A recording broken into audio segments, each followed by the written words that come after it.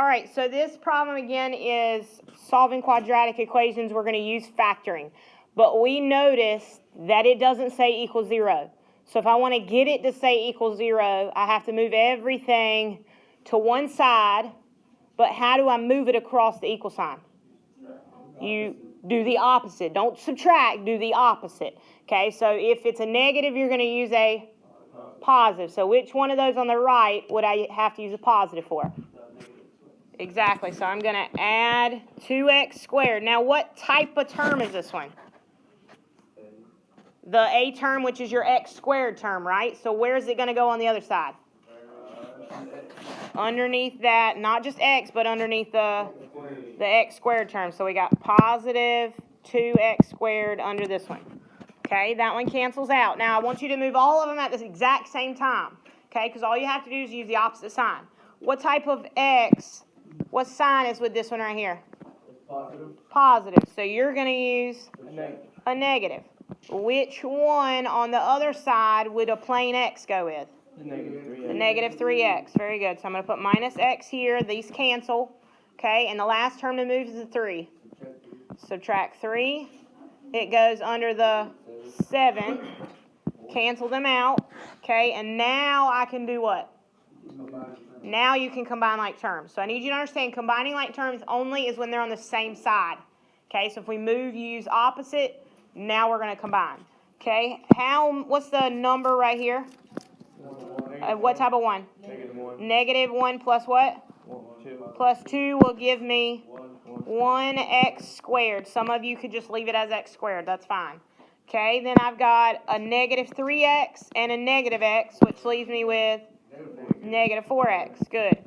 Last one to do, I've got a positive 7 and a negative 3.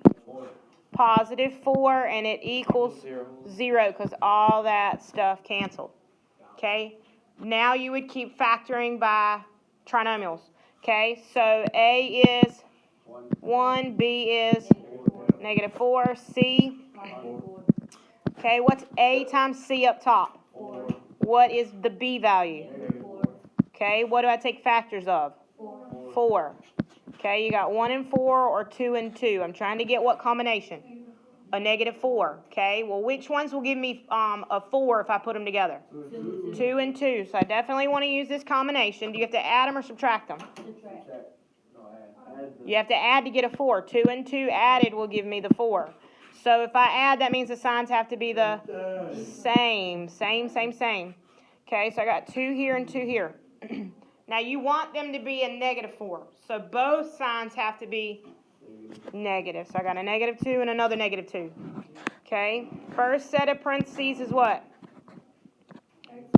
Yep, comes from these two right here. So we've got x minus 2 and x minus 2 again, right? Okay, you're going to set them equal to 0. The first equation is this one right here. So you get x minus 2 equals 0. Yes, you will add 2 to both sides.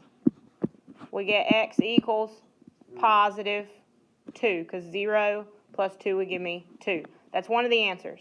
Then I'm going to take this answer right here, x minus 2, and redo it. So x minus 2 equals 0. That's another one.